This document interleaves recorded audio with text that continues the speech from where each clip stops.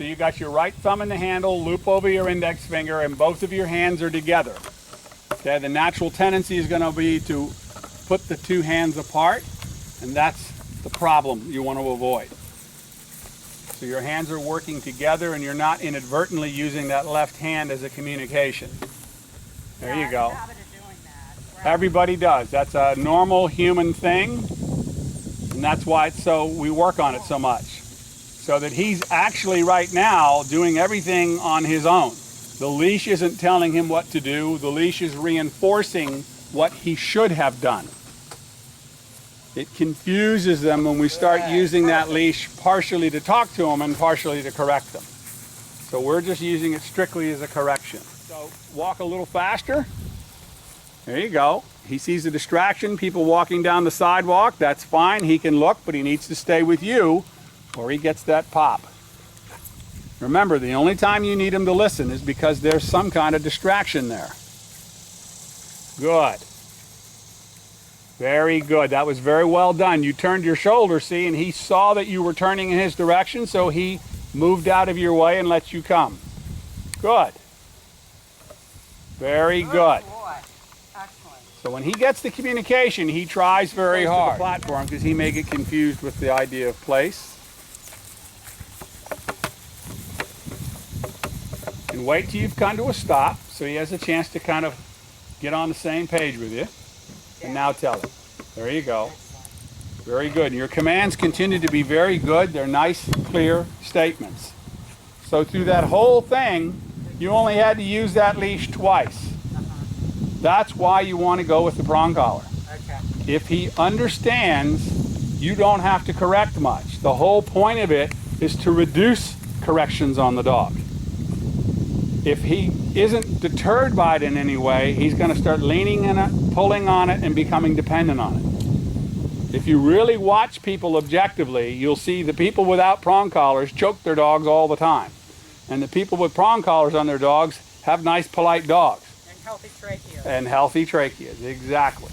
Very good. All right, so tell him stay and walk away from him. Stay.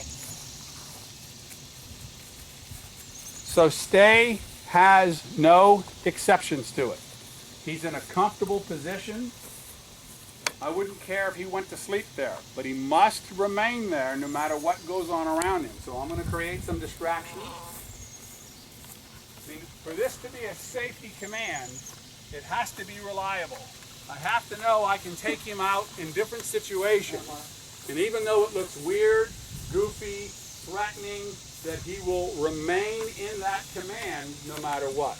Otherwise, it's not reliable out in public, and then he might run off and he gets himself hit by a car or jumps on somebody and gets you in trouble. So we actually practice doing lots of weird, goofy things around the dogs until they just get immune to it all.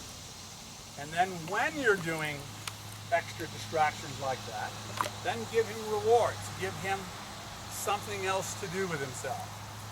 And if you have long times where he has to be in the down or on his place, that's the time to give him a bump. And go back to him nice and calmly. Get back to him and stand there for a moment before you pet it. There's a certain amount of excitement by your coming back, and if you come back in and you're bending down and you're trying to pet him all at once, it overloads them and they get mouthy, they get up, they make more mistakes than if you take your time. So now reach down to pet him and tell him, good down. Good down. Because you want to use the command that he's been obeying so that you are reinforcing what you're happy about. Is this acceptable? That's fine. Okay. That's fine. Good. Good down. Promise? Very good. And go. And that's where you don't wait for him. That's it. With me. Remind him with the command. With me. You did a good job of saying that was wrong, but then you need to show him, tell him what he should be doing. Give him a pop. He's not that tired. If I brought a rabbit out here, you'd see the energy come right back up on the dog. He just thinks he can't do it. Good boy. That's good. Very good. Give him a pop. Make him come up into the position. Wait a minute. I have this partner now. There you go. Okay. Very good. Good boy. Good. So you're being nice and careful with your turn, but you're almost waiting for him in the turn, and you don't need to do that. So let's bring him over to the platform now, and we'll send him to his place. That's it. Very good. And then go ahead and toss him a treat on his plate. That's good taste. Now we've brought him in the house, watched the Olympics for 30 minutes while he was on his place in our TV room.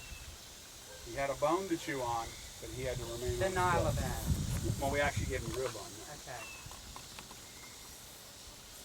Then we let him off for a little bit, and then we sent him back to his place.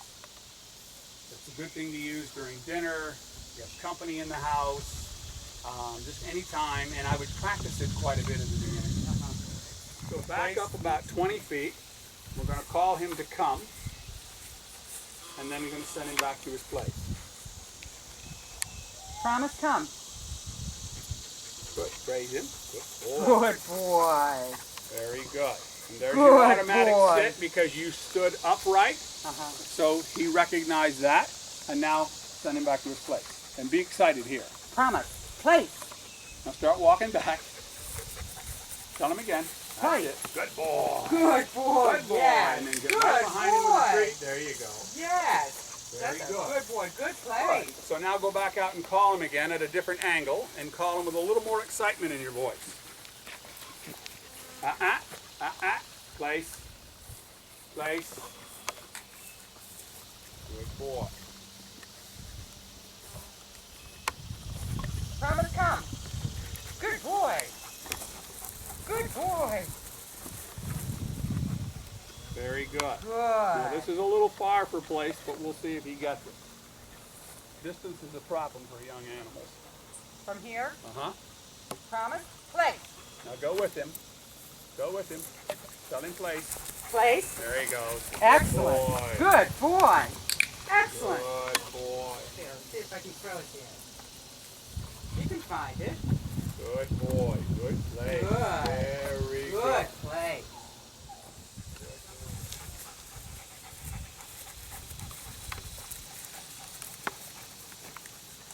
So wait at the gate. Good. And you have a lot of options here. You can either tell him with me and let him come with you. You can have him wait while you go through, or I can come through while you tell him to wait because you're letting guests coming in and out of the gate.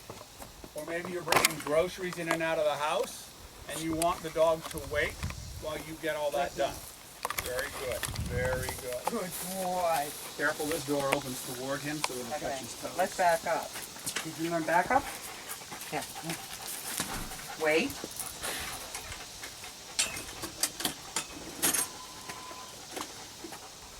With me? Very good. Go ahead, Jimmy. Sit. Good.